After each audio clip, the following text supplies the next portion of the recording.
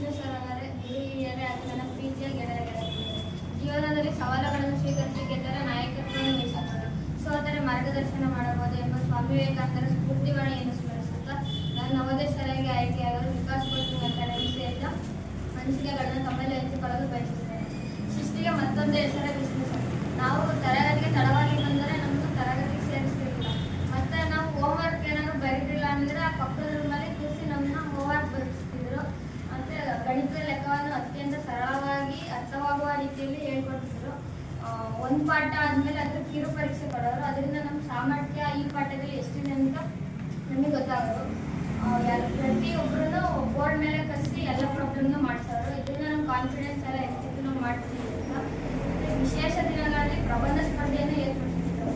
ಈಗ ಉದಾಹರಣೆಗೆ ಸ್ವಾತಂತ್ರ್ಯ ದಿನಾಚರಣೆ, ಗಣರಾಜ್ಯೋತ್ಸವ, ಅಂಬೇಡ್ಕರ್ ಜಯಂತಿ.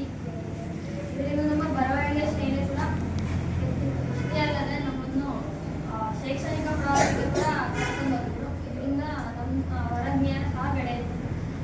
ವಿಷ್ಣು ಸರ್ ಕೋಚಿಂಗ್ಗೆ ರಜೆ ನೀಡಿರುವುದು ಅತ್ಯಂತ ವಿರಳ. ಹೀಗಾಗಿ ನಾನು ಕೇವಲ ನವೋದಯ ಶಾಲೆಗೆ ಆಯ್ಕೆಯಾಗಲು ಕೋಚಿಂಗ್ ಸೇರಿದ್ದೆ. ಇವರ ಮಾರ್ಗದರ್ಶನ ಪ್ರೇರಣೆಯಿಂದ ನಾನು ಸೈನಿಕ ಶಾಲೆ, Navodaya, Adarsha, Morarji, Aryabhata, national maths competition ಇಂಥ ಎಕ್ಸಾಮ್ಗಳಲ್ಲೆಲ್ಲ ಚೆನ್ನಾಗಿ ಬರೆದು ಒಳ್ಳೆಯ ಅಂಕದಿಂದ ಉತ್ತೀರ್ಣರಾಗಿದ್ದೆ. ನಾನು ಅವತ್ತಿನ ಪಾಠ